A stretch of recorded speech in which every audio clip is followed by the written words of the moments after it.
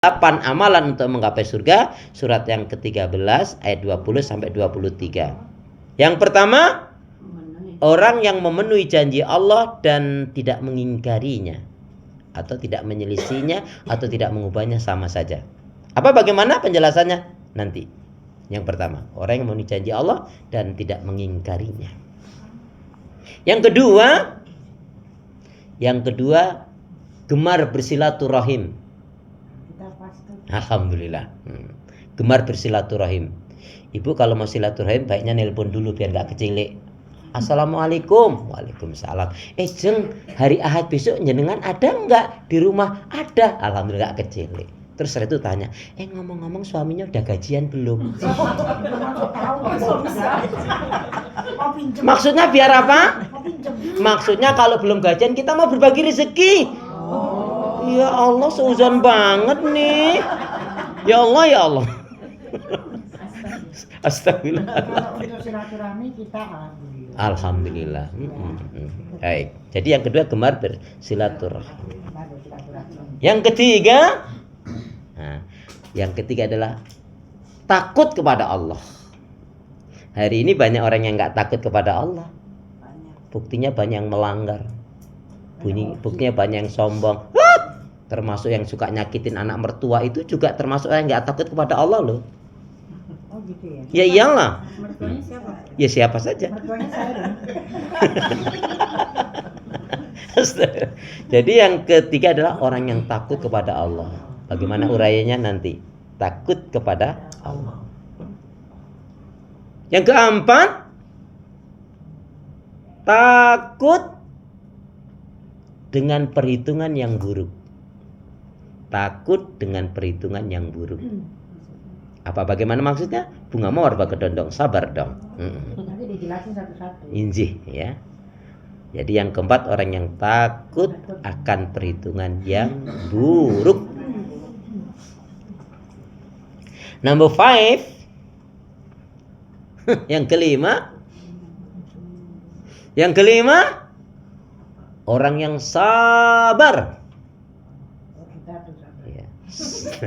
Alhamdulillah, kelihatan kok ya.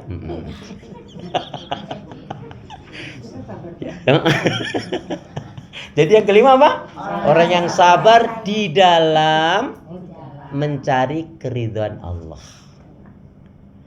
Orang yang sabar di dalam mencari keridhaan Allah. Orang yang sabar di dalam mencari keridhaan Allah. Biasanya yang nggak sabaran ibu-ibu atau mama?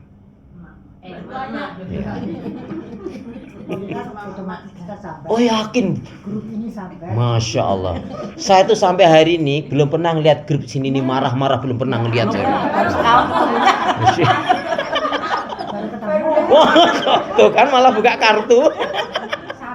Sabar bang, Masya Allah, ya Allah. Masya Allah. Alhamdulillah. Jadi yang ke berapa? Ya, yang ke-6 sekarang. Jadi kalau yang kelima tadi, orang yang sabar di dalam mencari mengharapkan keridhaan Allah. Ini uraiannya cukup panjang ini ya. Tapi nanti kita akan buat seringkas mungkin. Ya. Yang keenam apa? Amalan untuk menggapai surga? Orang yang mendirikan sholat. Bukan ngerjain sholat loh, tapi mendirikan sholat. Ada yang tahu bedanya ngerjain sholat dengan mendirikan sholat? Apa bedanya ngerjain sholat dengan mendirikan sholat? Kalau ngerjain sholat itu contohnya ini, yang penting sholat. Sholat duhur kan, sholat asar kan sekarang jam 3.20. Kalau ngerjain sholat, dia sholat duhurnya jam 3.10. Begitu assalamualaikum, assalamualaikum, baru astagfirullah, Allahu akbar, Allahu akbar. Nah, azan asar bilang, alhamdulillah aku belum batal katanya. Ya. Tapi kalau minta apa-apa cepet ya. Iya. Itu aja susah. Nah, Bunda perlu ketahui ya, ternyata nih sholat yang hendaknya betul-betul kita perhatikan, terutama sholat zuhur. Saya ulang ya, sholat yang hendaknya betul-betul kita perhatikan, terutama sholat zuhur. Sekali lagi, sholat yang hendaknya betul-betul kita perhatikan, terutama sholat duhur, asar, maghrib, isya, dan subuh. Loh iyalah, kan 5 waktu.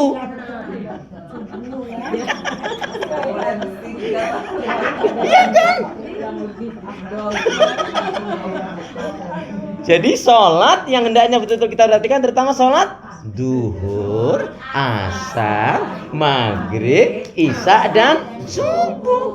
Kan begitu. Islam, isya, subuh, duhur, asar, maghrib. Islam kalau hilang ini sudah nggak Islam lagi. Berarti Islam. Islam hilang S jadi ilam. Islam hilang L jadi isam. Artinya orang Islam itu paling tidak yang 5 waktu dia amalkan. Ya. Tapi mohon maaf ya, memang zaman sekarang ini agak kebolak-balik.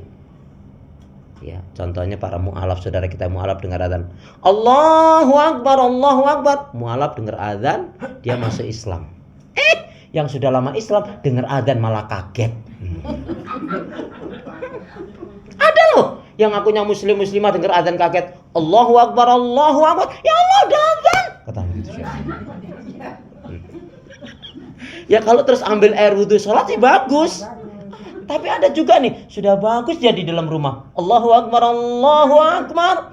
Bukannya ambil air wudhu untuk sholat, malah keluar rumah nemuin tetangganya bilang apa? Jeng sekarang adanya cepet ya jengnya coba. Ya Allah ya Allah. Alhamdulillah, ibu-ibu yang ada di sini alhamdulillah sholat duhurnya nggak ada yang jam 1. Amin. Ya. Saya ulangi, alhamdulillah ibu-ibu yang ada di sini alhamdulillah sholat duhurnya nggak ada yang jam 1. Amin. Nah, jam 2 banyak. Astagfirullah. Ya Allah ya Allah.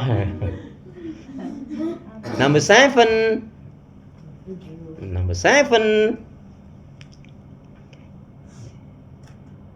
Apa amalan untuk menggapai surga yang ketujuh?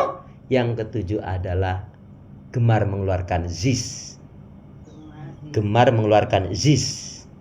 Zis, zakat, infak, dan sodakoh.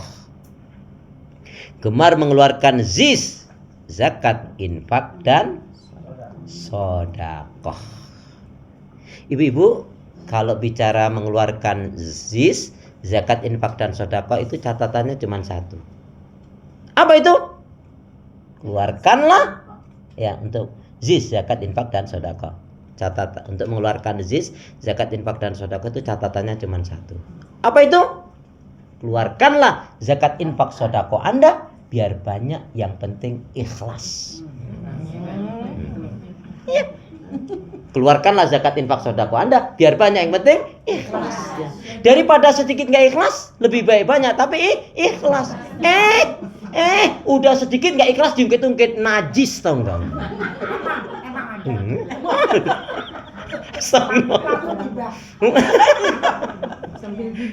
Astagfirullah. Ya Allah ya. Aman lah.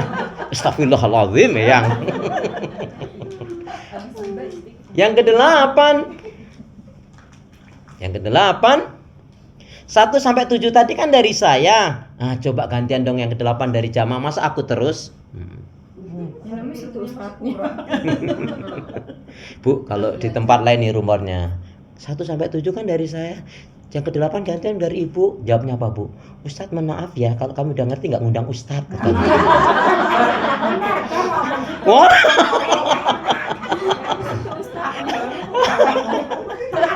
Ya Allah, astagfirullah. Gantian Iya. Jadi yang ke-8 apa? Yang ke-8 adalah yaitu wa yadra'una bil hasanati sayiat. Wa yadra'una bil hasanati sayiat. Apa artinya? Wa yadra'una bil hasanati sayiat. Apa artinya? Ini kelihatan bukan orang Arab nih kelihatannya.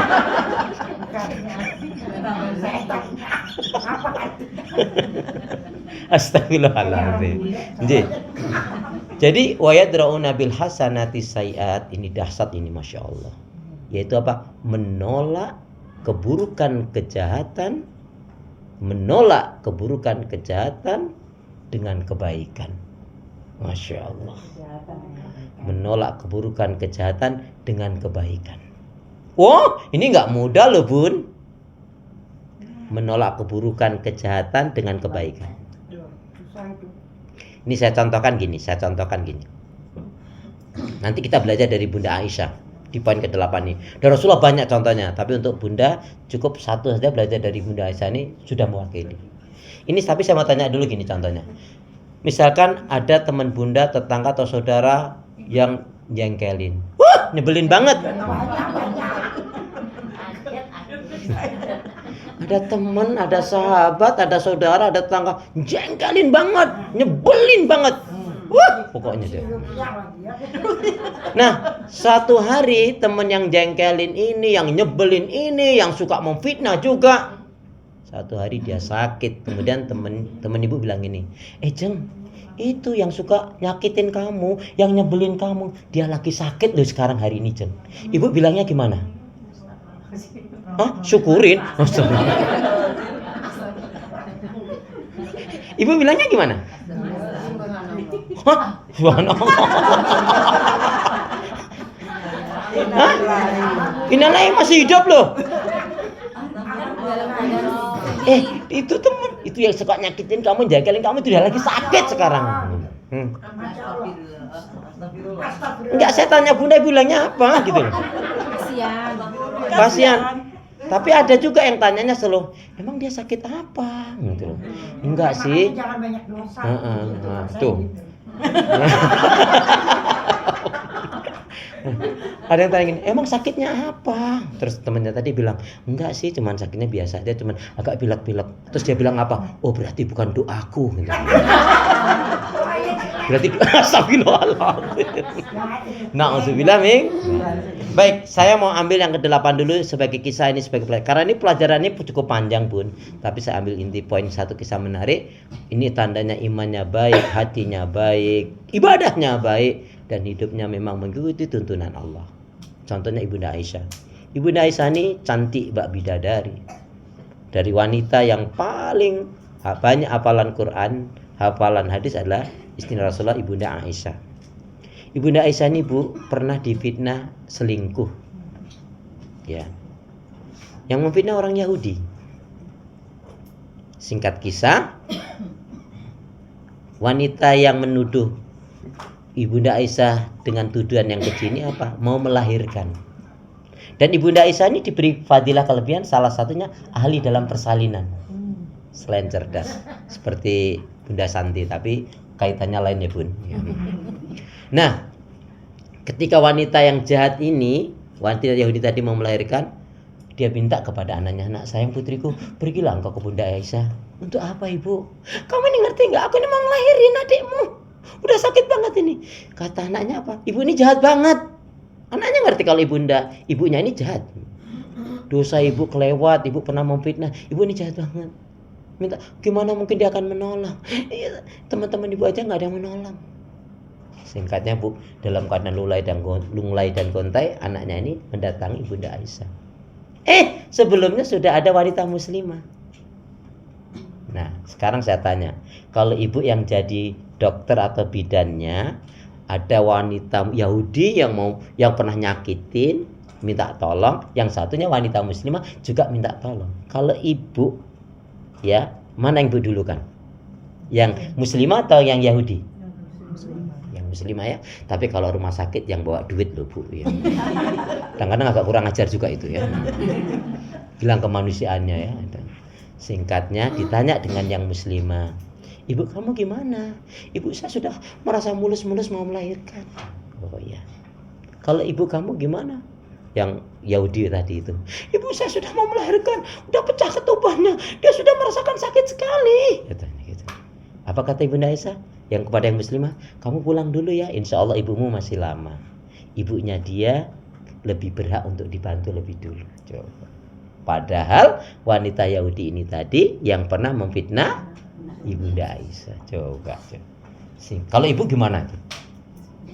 Ya seperti itu. Kesempatan tak pites nanti gitu. Alhamdulillah. Singkatnya kemudian datangi. dibantulah si wanita Yahudi yang pernah menuduh zina, ya selingkuh ini, keji banget tuh, dan ini dibantulah wanita Yahudi tadi sampai melahirkan.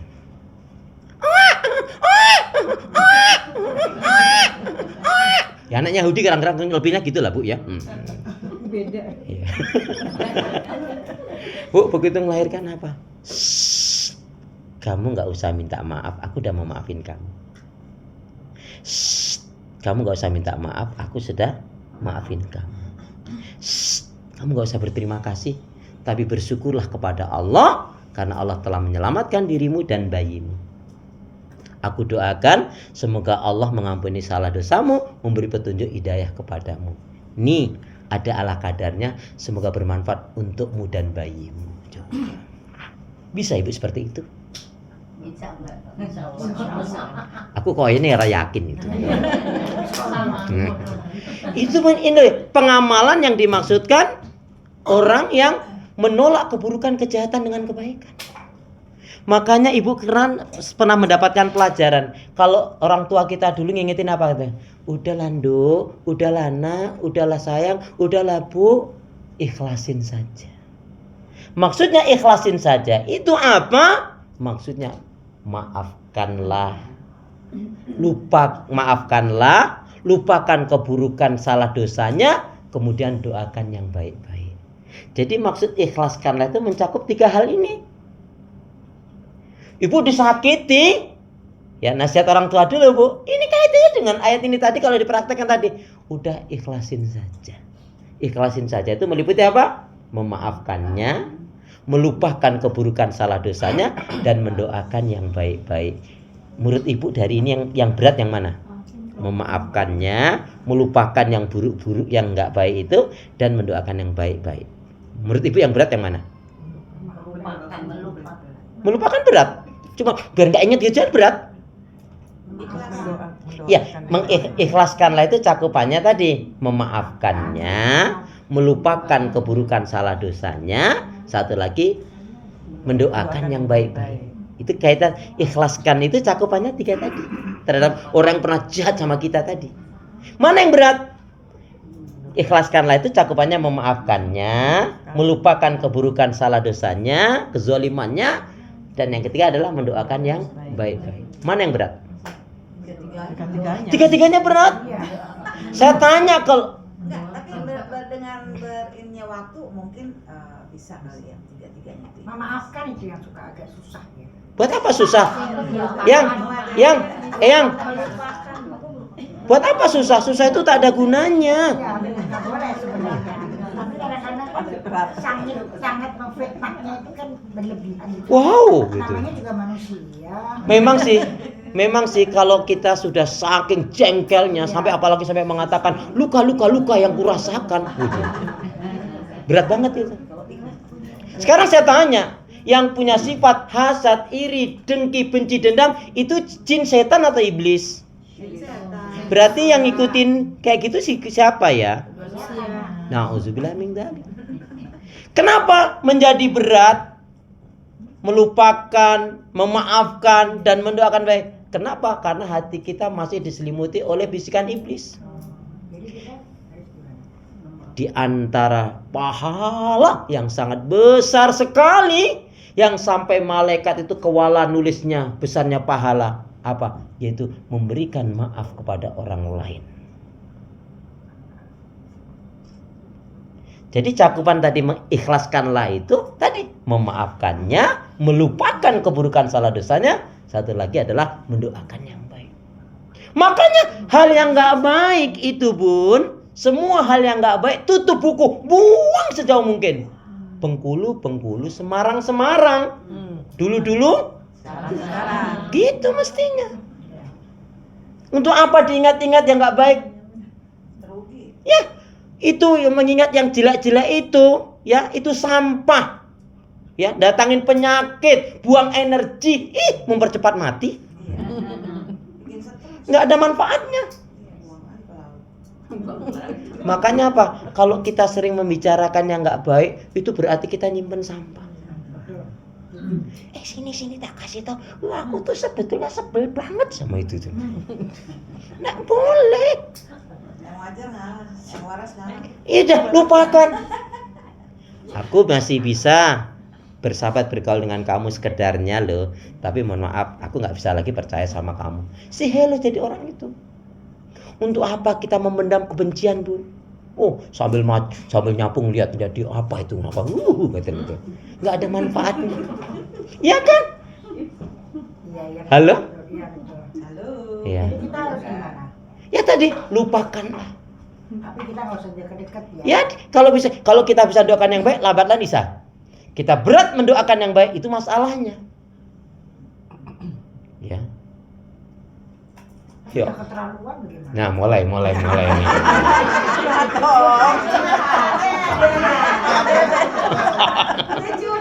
Nah, apalagi sudah seperti ungkapan itu ya.